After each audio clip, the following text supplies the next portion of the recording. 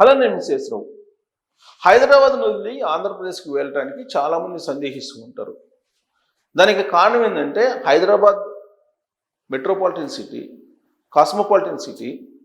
హైదరాబాద్ ఎప్పటి నుంచో డెవలప్ అయినటువంటి సిటీ. కానీ అమరావతికి వచ్చేటప్పటికి ఇప్పుడు డెవలప్ అవుతుంది.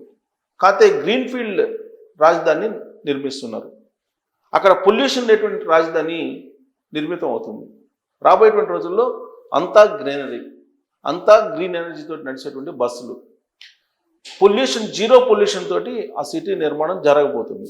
అయినప్పటికీ హైదరాబాద్ని వదిలిపెట్టి ఆంధ్రప్రదేశ్కి వెళ్ళడానికి చాలామంది సందేహిస్తూ ఉంటారు. దానికి కారణం ఏంటంటే అనేక రకాల అడ్వాంటేజెస్ హైదరాబాద్కి ఉన్నాయి. వాటిల్లో ప్రధానమైనది ఏంటంటే తెలంగాణకి, ప్రత్యేకించి హైదరాబాద్కి ఇక్కడ ఉన్నటువంటి వాతావరణం, వెదర్. ఈ వెదర్ అనేది ఆంధ్రప్రదేశ్లో వెదర్కి చాలా పూర్తి భిన్నంగా ఉంటుంది. ఇది పీఠభూమి, దక్కన్ పీఠభూమి, శీతోష్ణ స్థితిని కలిగి ఉంటుంది. అదే ఆంధ్రప్రదేశ్కి వచ్చేటప్పటికి అక్కడ హ్యూమిడిటీ ఎక్కువ ఉంటుంది. సమ్మర్లో ఎండలు ఎక్కువ ఉంటాయి, వింటర్లో చలి ఎక్కువ ఉంటుంది.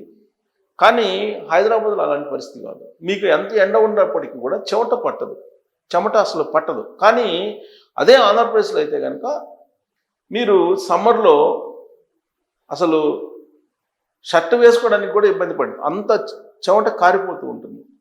అంటే హ్యూమిడిటీ ఎక్కువ ఉంటుంది. వాతావరణంలో మార్పులు, ఈ మార్పుల్ని సరిచేస్తే కనుక హైదరాబాద్ని మించిన విధంగా అమరావతి డెవలప్ అవుతుంది అనేది ఆంధ్రప్రదేశ్ ముఖ్యమంత్రి చంద్రబాబు నాయుడు గారి యొక్క ఆలోచన. కనీసం ఒక 2 నుంచి 3 డిగ్రీలు ఉష్ణోగ్రతను తగ్గించగలిగితే అక్కడ వాతావరణం అనేది సమతుల్యతని సాధిస్తుంది, సమతుల్యంగా ఉండే అవకాశం ఉంది అనేటువంటి అభిప్రాయం సైంటిస్టులు చెప్పారు. చంద్రబాబు నాయుడు గారు కూడా దాన్ని ఇంప్లిమెంట్ చేయడానికి ప్రయత్నం చేస్తూ ఉన్నారు. అక్కడ సముద్ర తీరం వెంబడి కొంత పీడనం ఎక్కువ ఉంటుంది. ఉష్ణోగ్రతల్లో కొంచెం హీట్ ఉంటుంది, అక్కడ హ్యూమిడిటీ ఎక్కువ ఉంటుంది. అదే ఇక్కడ పీఠభూమి కాబట్టి హైదరాబాదు అలాంటి పరిస్థితి ఇక్కడ ఉండదు. అందుకే ఇంచుమించుగా ఉష్ణోగ్రతలను కనుక తగ్గించగలిగితే కొంతవరకు వాతావరణం సమతుల్యత అనేది ఉంటుంది అనేది ఆలోచన చేస్తూ ఉన్నారు చంద్రబాబు నాయుడు గారు. అందుకే ఇప్పుడు గ్రీన్ డోమ్ అనేది తీసుకురాబోతున్నారు. ఈ గ్రీన్ డోమ్ ఇలా తీసుకురాబోతున్నారు. ఎందుకంటే సముద్ర తీరం వెంబడి ఒక 10-15 కిలోమీటర్లు గ్రీనరీ ఏర్పాటు చేస్తే అక్కడ వాతావరణం సమతుల్యత ఉంటుంది అని చెప్పి ఎక్స్పెక్ట్ చేస్తున్నారు. అందుకే అక్కడ ఒక పెద్ద కారిడార్ని సముద్రం ఒడ్డున నిర్మించేటువంటి ప్రయత్నం చేస్తున్నారు. ఒక 1000 కిలోమీటర్ల సముద్ర తీరం ఉంది సుమారుగా. ఈ సముద్ర తీరం వెంబడి ఒక ప్రత్యేకమైనటువంటి క్యారిడార్ని కనుక ఏర్పాటు చేసి సముద్రానికి క్యారిడార్కి మధ్యలో గ్రీనరీని కనుక పెంచగలిగితే ఒక 12 కిలోమీటర్లు, 14 కిలోమీటర్లు, 15 కిలోమీటర్ల లెక్కన వాతావరణం అనేది అనుకూలంగా ఉంటుంది రాష్ట్రంలో. అప్పుడు హైదరాబాద్ తోటి కాంపిటేట్ అవుతారు. అలా కాకుండా ఉంటే హైదరాబాద్కి న్యాచురల్గా వచ్చినటువంటి వెదర్ సిస్టమ్ ఇది. ఈ వెదర్లో అలవాటు పడినటువంటి వాళ్ళు వేరే ప్రాంతానికి వెళ్ళి ఉండడానికి ఇష్టపడరు. అదొక అడ్వాంటేజ్ హైదరాబాద్కి కానీ తెలంగాణకి కానీ ప్రత్యేకించి. అందువల్లే ఇక్కడ భూములు కొనుగోలు చేస్తున్నారు, ఇక్కడ నివాసం ఏర్పాటు చేసుకుంటున్నారు చాలామంది. కానీ పుష్కలంగా వాటర్ ఉన్నాయి, ల్యాండ్ ఉంది, కనెక్టివిటీ ఉంది, రైల్ కనెక్టివిటీ, ఎయిర్ కనెక్టివిటీ ఉంది, బస్ కనెక్టివిటీ ఉంది, వాటర్ జల రవాణాకు సంబంధించినటువంటి మార్గాలు ఉన్నాయి. ఇన్ని ఉన్నప్పటికీ కూడా ఆంధ్రప్రదేశ్కి వెళ్ళడానికి ఇష్టపడరు. మీరు 2014 నుంచి తీసుకుంటారు, రాష్ట్రం విడిపోయిన తర్వాత ఇక్కడి నుంచి కంపెనీలు అక్కడికి వెళ్తలేదు. జీసీసీలు కూడా హైదరాబాద్కి రావడానికి సిద్ధమవుతున్నాయి తప్పితే ఆంధ్రప్రదేశ్కి వెళ్ళలేకపోతున్నాయి. అటు వైజాగ్కో, తిరుపతో, లేదంటే అమరావతితో వెళ్ళొచ్చు, కానీ వెళ్తలేదు.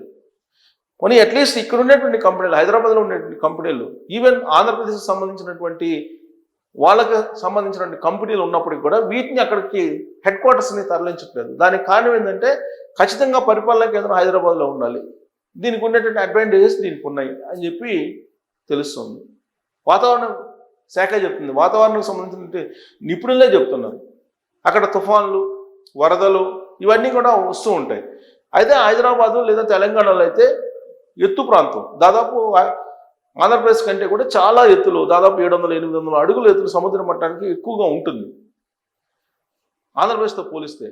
సో ఆ కారణం చేత నీకు ఇక్కడి నుంచి వెళ్ళడానికి చాలామంది ఇక్కడ అలవాటు పడినటువంటి వాళ్ళు ఇష్టపడరు.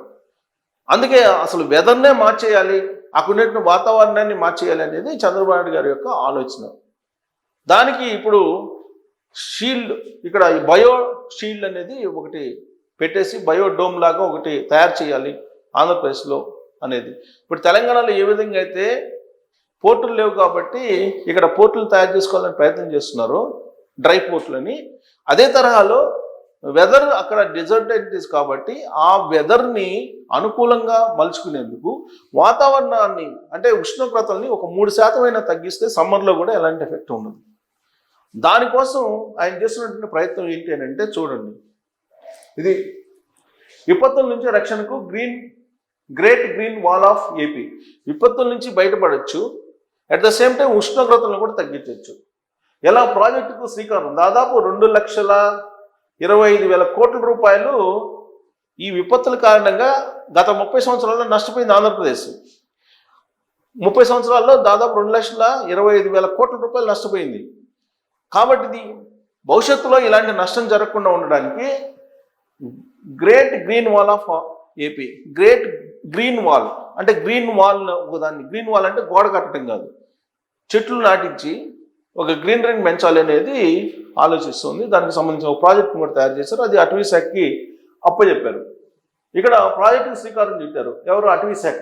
తీరం అంతటా 5 కిలోమీటర్ల వెడల్పుతో పర్యావరణ క్యారిడార్, అంటే సముద్రం నుంచి ఒక 5 కిలోమీటర్స్ దూరంలో, ఈ 5 కిలోమీటర్స్ దూరంలో మొత్తం గ్రామాలన్నింటినీ కూడా తరలించేసి అక్కడ గ్రామాలు లేకుండా ఇక్కడంతా గ్రీనరీ పెంచేసి అటవీ శాఖ ఈ గ్రీన్ షీల్డ్ని ఏర్పాటు చేయాలని చూస్తున్నారు. గ్రీన్ షీల్డ్ని ఏర్పాటు చేయాలని చూస్తున్నారు. ప్రకృతి విపత్తుల నుంచి తీర ప్రాంతాన్ని రక్షించడం, వాటి వల్ల కలిగే నష్టాన్ని తగ్గించడమే ప్రధాన లక్ష్యంగా అటవీ శాఖ great green wall of AP అనేటువంటి పేరుతోటి మహా హరిత పుణ్యము తెలుగులో ప్రాజెక్టుకు శ్రీకారం చుట్టింది. అందులో భాగంగా రాష్ట్రంలోని మొత్తం తీర ప్రాంతం పొడవున 5 కిలోమీటర్ల వెడల్పులో పర్యావరణ కారిడార్ ఏర్పాటు చేయాలని చెప్పి నిర్ణయించుకుంది. ఇది రాష్ట్రంలో తీర 5 కిలోమీటర్ల పరిధిలో, దీనికి గాను 33 లక్షల మంది నివసిస్తున్నారు. ఏది సముద్రం నుంచి 5 కిలోమీటర్ల దూరంలో కనుక మొత్తం ఖాళీ చేపిస్తే 33 లక్షల మందిని మనం ఖాళీ చేయించాల్సి వస్తుందని చెప్పి అంచనా వేస్తుంది. తీర ప్రాంతం 32% మేర కోతకు గురవుతుంది. అది కోతకు గురి కాకుండా అడవుల్ని పెంచడం ఇవన్నీ చేయాలనేటువంటి నిర్ణయం తీసుకుంది. సముద్ర మట్టాలు కూడా పెరుగుతూ ఉన్నాయి. దీనివల్ల రాబోయేటువంటి రోజుల్లో ముప్పు అనేది పొంచి ఉంటుంది. కాబట్టి గ్రీన్ వాల్ అనేది అవసరం అని చెప్పి భావిస్తున్నారు. సో ఇది నిర్మించాలంటే సముద్రం వెంబడి ఉండేటువంటి తీర ప్రాంతం వెంబడి ఉండేటువంటి 282 గ్రామాలని ఖాళీ చేయించాలి. 10 లక్షల మందికి పైగా ప్రజలు ఆవాసాలు కోల్పోయే ప్రమాదం ఉంది. 10 లక్షల మంది గ్రామాలు, 10 లక్షల మంది వాళ్ళు ఖాళీ చేయాల్సి వస్తుంది. వాళ్ళ ఇళ్ళని 10 లక్షల మంది ఇళ్ళని ఖాళీ చేయాల్సి వస్తుంది. 282 గ్రామాలు ఖాళీ చేయాలి. తీర ప్రాంతం ఉండే 5 కిలోమీటర్ల పరిధిలో ఉండేటువంటి గ్రామాలన్నింటినీ కూడా ఖాళీ చేయాల్సి వస్తుంది. అప్పుడు కానీ ఈ గ్రేట్ గ్రీన్ వాల్ అనేది సాధ్యం కాదు. ఈ ప్రాజెక్ట్ అయితే గొప్ప ప్రాజెక్టు. కనీసం ఉష్ణోగ్రతలు తగ్గించుకోవచ్చు ఆంధ్రప్రదేశ్లో, కానీ దీనికి ప్రజలు సహకరించాలి. ప్రజలు సహకరించే పరిస్థితి ఉందా? దాదాపు 10 లక్షల మంది 10 లక్షల నివాసాలు తరలించాలి. 33 లక్షల మందిని అక్కడి నుంచి ఉన్న ప్రాంతం నుంచి ఉన్న ఊరు నుంచి పంపించేసేయాలి వేరే చోటికి. అది సాధ్యమా? అది ప్రజలకు అర్థమయ్యేటట్టు చెప్తే కనుక ఒకవేళ వాళ్ళు అర్థం చేసుకుంటే తరలి వెళ్ళిపోతారు. కానీ సముద్ర తీరం వెంబడి ఆధారపడి జీవించేటువంటి గ్రామాలు చాలా ఉన్నాయి. 282 గ్రామాలను తరలించాలని చెప్పి అంచనా వేస్తున్నారు. మరి ఈ 282 గ్రామాలు ఖాళీ చేయించడం అని అంటే ప్రభుత్వానికి ఒక పెద్ద ఛాలెంజ్. మరి ఈ ప్రాజెక్ట్ కంప్లీట్ కావాలంటే మరి ఆ ఛాలెంజ్ని తీసుకోవాలి. కానీ అంత ఛాలెంజ్ని తీసుకుంటే ప్రజల నుంచి వ్యతిరేకత వచ్చే అవకాశం ఉంది. ఇప్పుడు అమరావతి నిర్మాణానికి అవసరమైనటువంటి ల్యాండ్ని 2వ విడత తీసుకుంటేనే ప్రజల నుంచి వ్యతిరేకత వస్తుంది. ఇప్పుడు అక్కడ గ్రేట్ గ్రీన్ వాల్ నిర్మిద్దాం, మనం సముద్ర తీరం అంతా ఖాళీ చేయండి అని చెప్పి 282 గ్రామాలని ఖాళీ చేయించేటువంటి ప్రయత్నం చేస్తే ఈ ప్రభుత్వం మీద ప్రజలు తిరగబడకుండా ఉంటారా? ఆ ప్రాజెక్ట్ యొక్క గొప్పతనాన్ని అర్థం చేసుకొని స్వచ్ఛందంగా తరలి వెళ్ళేటువంటి అవకాశం ఉందా? ఏం జరగబోతుంది అనేది మీరు కామెంట్ చేయొచ్చు. Thank you.